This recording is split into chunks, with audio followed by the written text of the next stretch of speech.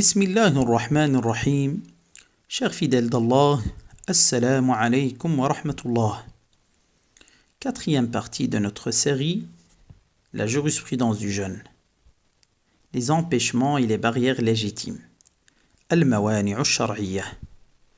Au sujet de la question du sang qui coule de l'organe intime de la femme, les théologiens musulmans sont unanimes pour dire qu'il y a 3 types de saignements chez la femme.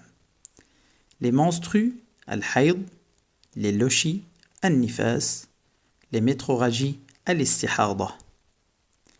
Les menstrues, al-hayd, définition, c'est le saignement habituel qui sort chaque mois de l'organe génital de la femme lorsqu'elle atteint l'âge de la puberté, sans raison d'accouchement. C'est un sang noir, épais, suivi en général de douleurs. Ce saignement peut durer au maximum 15 jours chez les malikites et les chafiites, et le minimum est d'1 jour, un saignement d'un seul coup. La femme ne peut pas jeûner, c'est là et les récupère après le mois du Ramadan. Et c'est aussi l'avis de l'imam al-Shafi'i, rahimahullah.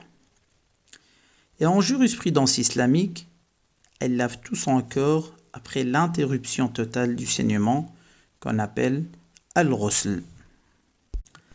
Si la femme saigne lors de la journée du mois de Ramadan, son jeûne est annulé, même s'il survient juste avant l'appel à la prière d'Al-Maghrib. Elle doit donc récupérer ce jour-là et arrêter de jeûner. Si au contraire son saignement s'est interrompu pendant la nuit, même si elle ne s'est pas lavée, son jeûne du jour suivant est valable. Elle doit seulement être sûre de l'interruption définitive de son saignement, parce que la purification n'est pas une condition pour jeûner.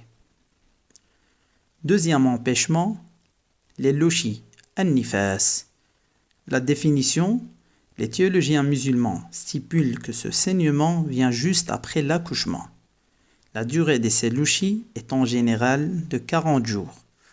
L'argument juridique repose sur les propos de notre mère, Salama radiyallahu anha, qui disait: les femmes qui avaient les lochis à l'époque du prophète sallallahu alayhi wa sallam restaient 40 jours sans prière ni jeûner.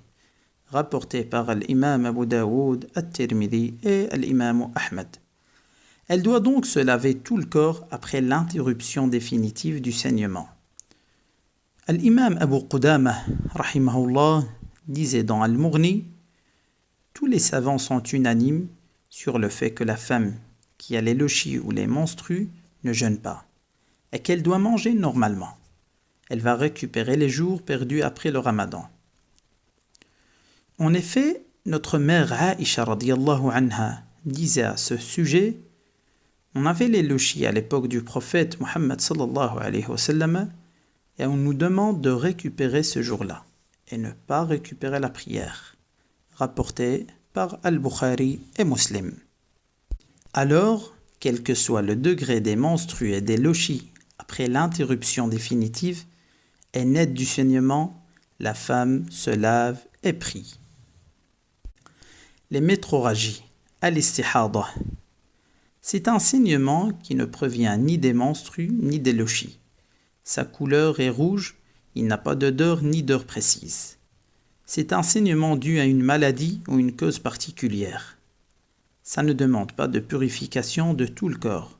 Il faut traiter seulement l'emplacement du saignement de la femme. Et son jeûne est valable, vu qu'il n'y a pas d'empêchement. Si elle s'est trompée, et croyant que ce sont des menstrues ou des lochis, elle récupère le jour. Hada wallahu a'lam.